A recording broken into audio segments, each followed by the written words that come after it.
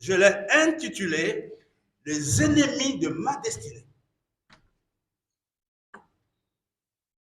Les ennemis de ma destinée. On va arriver à cela tout à l'heure. Disons les ennemis. Lisons d'abord le livre de Psaume 31, verset 15. Psaume 31, verset 15. On va d'abord lire ça. Psaume 31, verset 15. Clarisse, parce que Clarisse, il faut que tu lis. Psaume 31, verset 15. Mais en toi, je me confie au Éternel, je dis sur mon 14, peut-être 31, 14, regarde. Mes destinées. 16. 16, voilà. Mes destinées sont dans ta main. Ouais. Délivre-moi de mes ennemis et de mes persécuteurs. Voilà. Moi, j'ai la version qui dit, mes destinées sont entre tes mains. Délivre-moi de la main de mes ennemis, de ceux qui me poursuivent. C'est quoi la destinée d'un homme? Parce que n'oublions pas que la nouvelle saison que nous sommes en train de vouloir accoucher, ou que nous avons commencé à accoucher, se trouve dans notre destinée. Quand nous parlons de la destinée, bibliquement parlant, la destinée fait allusion au plan et aux objectifs que Dieu a pour une personne, que Dieu a prévu pour une personne ou pour une église. La destinée est liée aux objectifs, au plan, au dessein que Dieu a prévu pour une personne.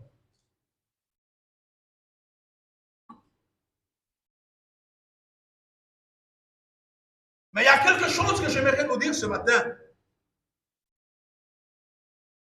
Que Dieu a un plan souverain pour chaque personne. En d'autres termes, ta destinée n'est pas la mienne. Dieu a un plan souverain pour chaque personne. Et Dieu guide ce plan jusqu'à son accomplissement. Malheureusement, avant que le plan s'accomplisse, il y a toujours les ennemis.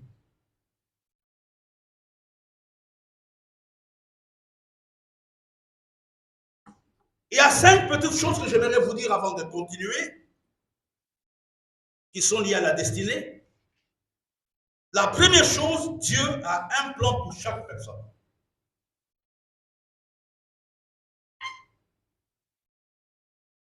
Donc, tu ne peux pas convoiter, tu ne peux pas envier le plan de telle ou de telle personne. Je vais vous raconter une petite histoire simple. C'est un couple qui m'a raconté ça dimanche. Et j'ai beaucoup ri. La femme était toujours triste. Parce que son mari n'amenait pas l'argent. Mais son mari avait des amis bien placés dans la société. Chacun avait une Mercedes. Et quand il venait, il laissait peut-être 200 000 à la femme, 100 000. Mais la femme était triste. Il a dit, mais chérie, tes amis là sont en train de te flouer. Pourquoi tu ne peux pas leur demander qu'ils t'aident aussi, qu'ils te montrent le business qu'ils font? La femme a dit, le mari a dit, ce n'est pas nécessaire, c'est leur chance. Moi, je ne vais pas entrer dans ces choses-là. Il a dit que non. La femme a dit, tu dois leur demander. Je dois savoir comment, pourquoi ils réussissent. Toi, tu es toujours à la même position. Et le mari était fatigué. Qu'est-ce que le mari lui a dit? Que non. Mes amis m'ont dit, et pour que je réussisse, il faut que je t'offre un sacrifice, toi. Vous avez compris? Amen. Il a dit, il faut que toi, tu sois sacrifié. La femme dit, non, non, chérie, ne fais pas ça. D'ailleurs, on est content, non, nous sommes bien. Pour vous dire que chacun a un plan. Ton succès n'a rien à faire avec mon succès à moi. La deuxième chose, Dieu guide nos pas vers la réalisation de notre destinée. C'est Dieu qui les guide.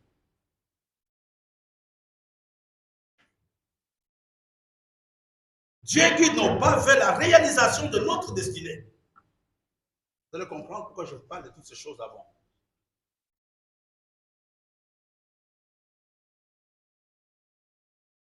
Pour que tu sois calme, il n'y a rien qui puisse arriver dans ta vie sans que Dieu ne le permette.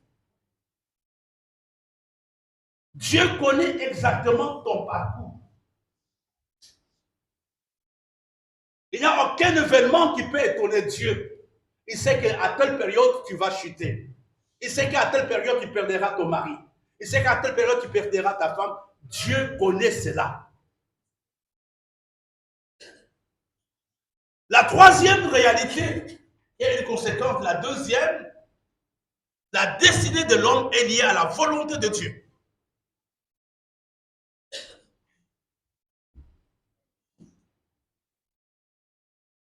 En d'autres termes, si tu ne fais pas la volonté de Dieu, tu ne verras pas l'accomplissement de ta destinée. Tu n'auras pas une nouvelle saison.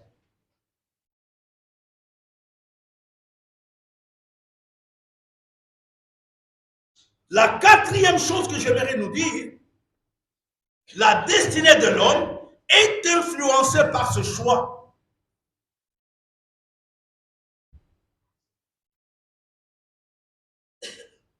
Le choix que nous faisons dans notre vécu quotidien peut retarder notre destinée ou pas.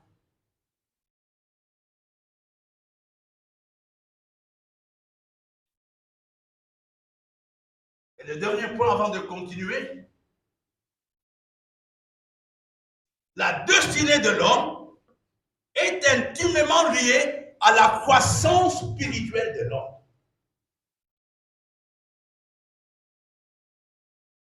En d'autres termes, celui qui croit rapidement spirituellement, c'est un homme qui est en train de tendre vers l'accomplissement de sa destinée.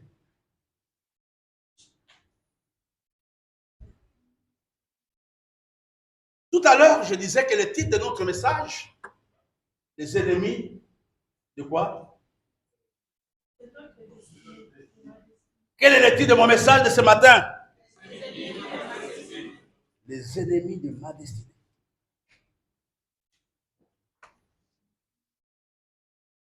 Mais qu'est-ce que ces ennemis font? Tous les ennemis ne font pas la même chose. Il y a des choses sur lesquelles on a prié tout à l'heure ce matin. La première chose, les ennemis constituent des barrières spirituelles. Quand il y a des ennemis quelque part, il y a une barrière spirituelle. Tu n'arrives pas à aller au-delà de ces barrières. Tu n'arrives pas à aller au-delà de ce que les ennemis ont décidé. Les ennemis constituent des barrières spirituelles dans ta vie.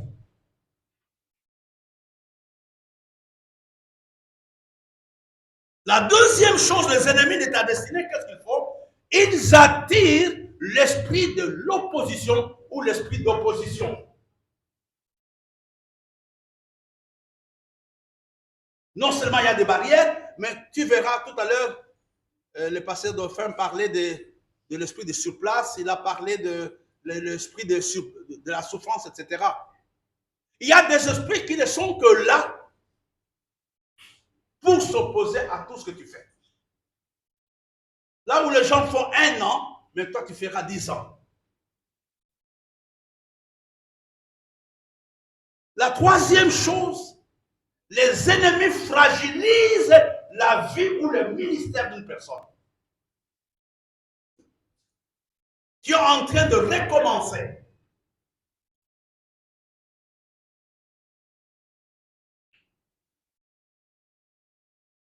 Et la dernière chose que les ennemis font, les ennemis empêchent la manifestation visible de la gloire de Dieu quelque part. Ils ne veulent pas que tu puisses avoir accès à la gloire de Dieu. J'ai préparé un petit papier, nous allons faire 10 déclarations avant de continuer. Le protocole peut partager ça rapidement. 10 petits papiers, on va se lever, nous allons les proclamer ensemble. Et nous allons revenir dans notre message. Les ennemis de notre destinée. Dans la pensée introductive, j'avais donné deux réalités. La première réalité, la destinée était liée à la volonté de Dieu. Et la deuxième réalité, la destinée était liée au choix que nous faisons dans notre vie. Et nous avons expliqué en quelques minutes ce que les ennemis de la destinée font. La première chose, ils constituent des barrières spirituelles. Ils attirent les esprits d'opposition. Ils nous fragilisent. Et ils empêchent la manifestation de la gloire de Dieu. Et je voudrais vous parler de ces ennemis rapidement parce que vous avez cela. Et merci pour les pasteurs qui ont, et l'ancienne qui ont prié. Ils ont abordé plus ou moins ces ennemis. Le premier ennemi se trouve à la page 9 du livre que vous avez. À la page 9.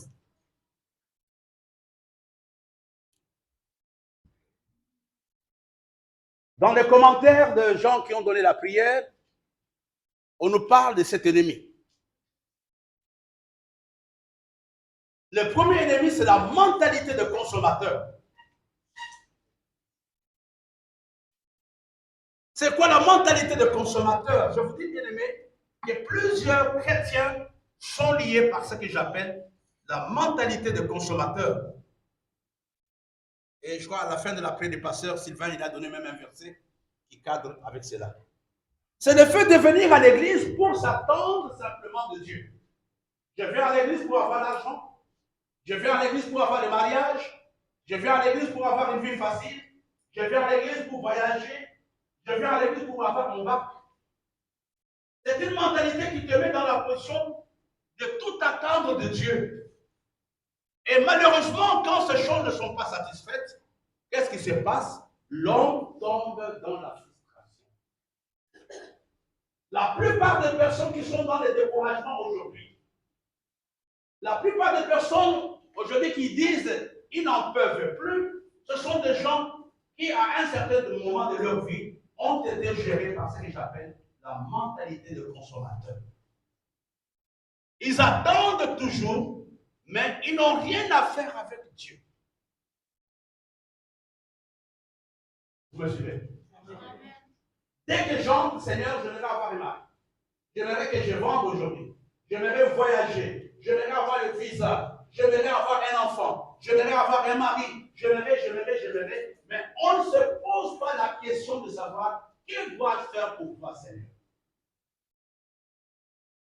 Dieu veut un homme qui est lié par la mentalité de consommateur. Même dans la société, les gens se fatiguent. C'est toujours toi qui reçois, mais toi en retour, qu'est-ce que tu donnes? Qu'est-ce que tu donnes en retour? Nous attendons beaucoup de cette église. Nous sommes même exigeants à la limite. On n'a pas fait ça pour l'église. J'étais malade, on ne m'a pas visité. Mais depuis que tu es à l'église, qu'est-ce que tu as déjà fait? C'est un voleur de ta destinée. La mentalité de consommateur t'empêche d'accomplir ta destinée.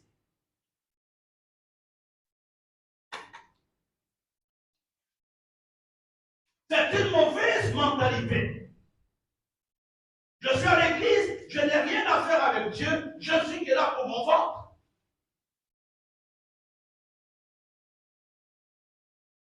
Tu attends tout de ton mari. Il faut qu'il donne, mais toi en retour, qu'est-ce que tu fais? Tu peux avoir l'argent, mais tu es capable d'acheter même une pochette. Mais tu veux à tout prix que lui t'achète des parfums, t'achète ceci. Mais toi, en retour, qu'est-ce que tu fais pour lui? Rien du tout. C'est la mentalité des consommateurs. Et cette mentalité affecte même notre continent. Même après 60 ans d'indépendance, Nous sommes toujours petits par rapport aux Occidentaux.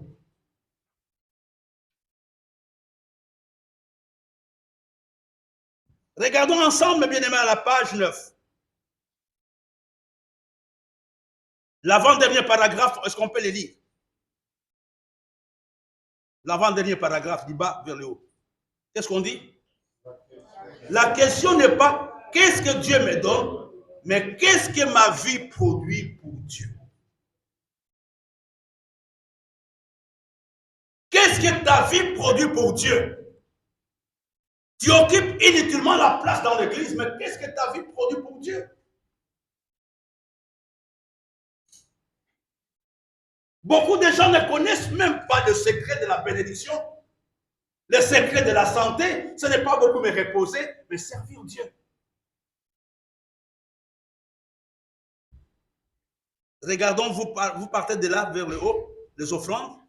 On peut y aller. Nous commençons dès lors. Dès lors, ce qui doit nous préoccuper n'est pas seulement ce que nous recevons de lui, mais qu'est-ce que nous lui offrons et qu'est-ce que nous lui donnons. Continuons. Les offrandes de nos vies, notre temps, de notre amour, de notre corps, de notre argent, de nos dons et talents à Dieu pour être à son service. Je vous dis la vérité, la nouvelle saison est possible pour les hommes et les femmes qui maudissent dans leur vie la mentalité des consommateurs, mais qui deviennent des producteurs. Change ta façon de faire cette année à l'église. Un producteur n'a pas besoin qu'on lui impose quelque chose. Un producteur n'a pas besoin qu'on lui demande un service. Un producteur n'a pas besoin qu'on dise que la salle n'est pas payée. Il peut se rapprocher de ceux qui payent la salle. Comment vous faites pour la salle? Voilà ma contribution. C'est ça un producteur. Mais les consommateurs viennent, ils adorent, ils partent. Mais comment on fait pour louer la salle? Ils ne savent pas. Ce n'est pas leur affaire. C'est l'affaire de quelqu'un. La mentalité des consommateurs est une mentalité d'irresponsabilité. Tu es irresponsable. Il y a quelques années, j'aime bien donner les témoignages des gens qui sont en vie. Je ne sais même pas par quelle situation on passait. J'étais seul à l'appartement. Maman Elali était chez elle. Alain Philippe n'était pas encore parti au Sénégal. Elle a préparé un bon repas avec ses enfants. Et chez moi, c'était calme. Et Alain Philippe appelle sa maman, il dit, mais maman, nous sommes heureux. On est content, on est en train de manger. Est-ce que nous avons pensé au bishop là-haut? Il est tout seul. Est-ce que tu sais s'il a mangé ou pas? C'est elle-même qui est venue me le dire. Un producteur, on n'a pas besoin qu'on te supplie pour faire quelque chose. C'est spontanément que tu te lèves. Et donc, en tout cas, j'ai l'impression que les gens ne viennent pas. J'entre dans l'intercession pour l'église. Un producteur n'a pas besoin qu'on les supplie. Il demande le traité pour l'évangélisation. Pendant la fête du Nouvel An, avant cela, Marie a fait un travail énorme ici pour faire chanter ses enfants, accorder leur voix. L'Église ne lui a pas demandé ça. C'était son initiative. Et c'est quelque chose que le diable détruit en toi. Les producteurs, ce sont des volontaires. Ce sont des bénévoles. On n'a pas besoin de te doiter. On n'a pas besoin de te désigner. Mais tu te sens capable. Et moi, je peux faire ça. Moi, Sylvain, je peux faire ça. Il y a beaucoup de choses à dire. Allons à la page 10. Pose-toi cette question. On peut les lire ensemble? Allons-y une fois et deux. Non, commençons par la question. Pose-toi. Suis-je un consommateur ou un producteur? Sois vrai avec toi-même. Ton découragement, ta frustration, ton relâchement spirituel ne sont-ils pas une conséquence de la mentalité des consommateurs?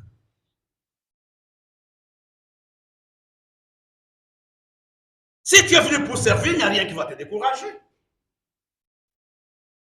Que le pasteur t'applaudisse ou pas, que le pasteur t'invite ou pas, il n'y a rien qui peut te décourager parce que tu es venu pour servir.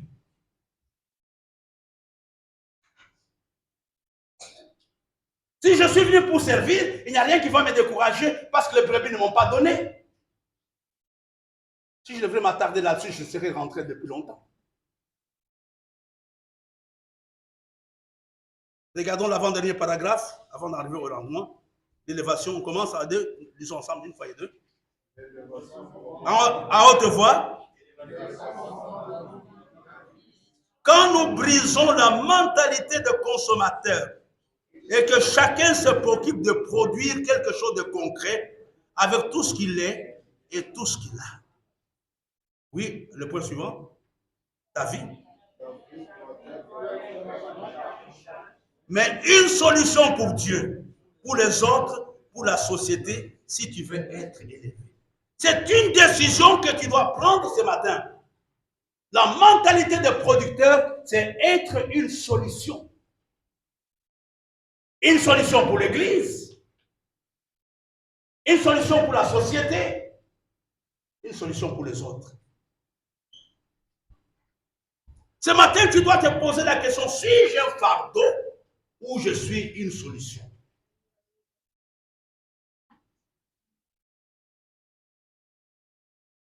Nous voulons voir l'accomplissement de notre destinée. Nous devons d'abord détruire la mentalité des consommateurs.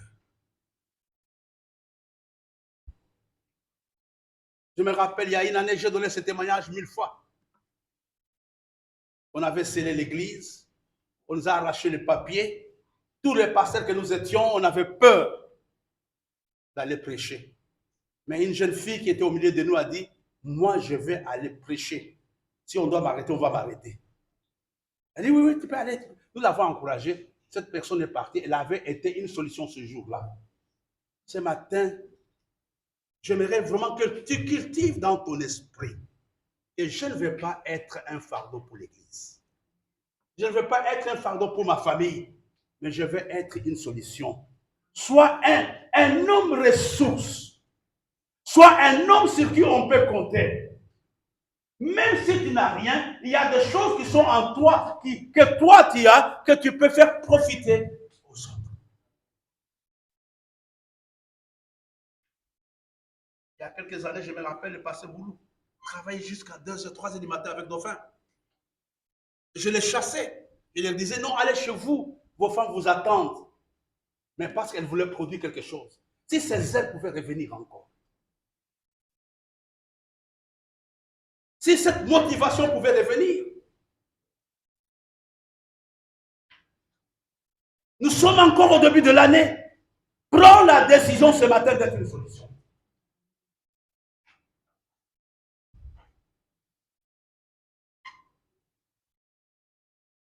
J'étais dans une conférence à Lomé, chez le Bishop Paulnia.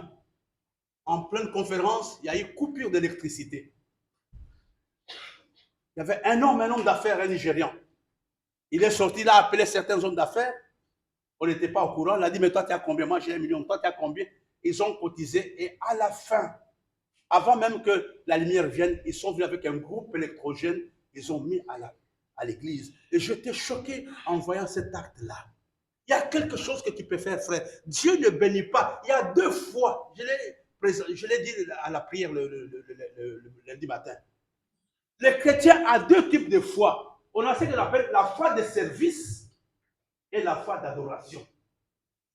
La foi d'adoration, c'est prier, chanter, écouter la parole de Dieu et je rentre chez moi. Dieu ne bénit pas ça. Et la foi de service, c'est quelqu'un qui sert Dieu parce qu'il l'aime.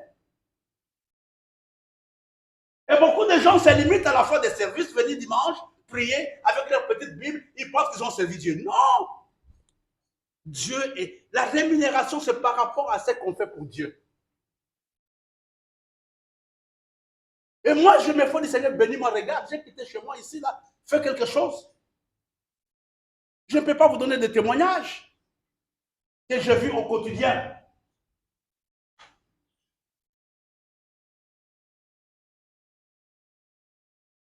Nous devons ce matin dire, nous refusons la mentalité de consommateur. Dieu n'aime pas les gens qui se plaisent dans leur zone de confort. Les gens qui sont contents, non, je suis fatigué. La Bible nous dit que le paresseux dit qu'il y a quoi? Lion dehors. Quand ta vie est caractérisée par les excuses, j'ai mal au ventre, je n'ai pas ceci, je n'ai pas mangé, frère, qui t'éloigne du miracle et qui t'éloigne de la bénédiction de Dieu. C'est vraiment un ennemi qui vole, qui est en train de détruire ton rendement. Un autre ennemi de notre destinée à la page 13, j'aimerais vous le donner. On reviendra là-dessus le lundi prochain, dimanche prochain. Je n'ai pas de montre, quelqu'un peut m'aider avec. Vous donnez l'heure, je n'ai pas de montre. Oh là, il a débordé. Allons à la page 13, point 4. On peut les lire ensemble? Voilà, l'impatience. Le manque de patience vole ta destinée ou détruit ta destinée. Beaucoup de gens, nous sommes dans le malheur parce que nous avons pris précisément la décision. Il n'y a aucune vertu dans l'impatience. Est-ce qu'on peut les lire ensemble? Allons-y. À deux, nous lisons une fois et deux. À cause de son impatience, Saül a arrêté le mouvement de la grâce dans sa vie.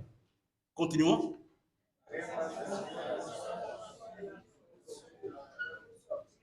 L'impatience est la voie sûre pour sortir de la grâce de Dieu.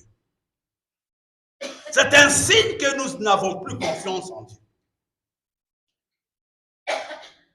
C'est un signe que nous marchons dans la chair, car la patience est le fruit de l'esprit. L'impatience est le fruit de la chair.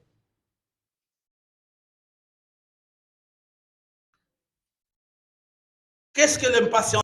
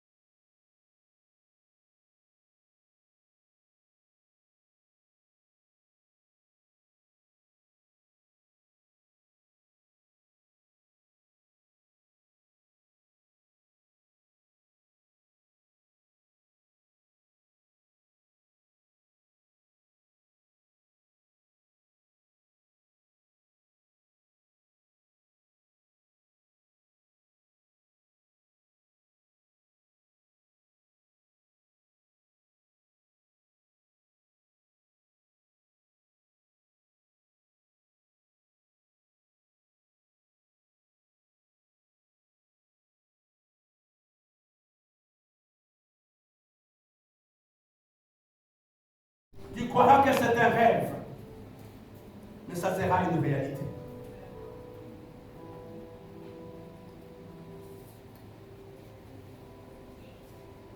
Ça sera une réalité.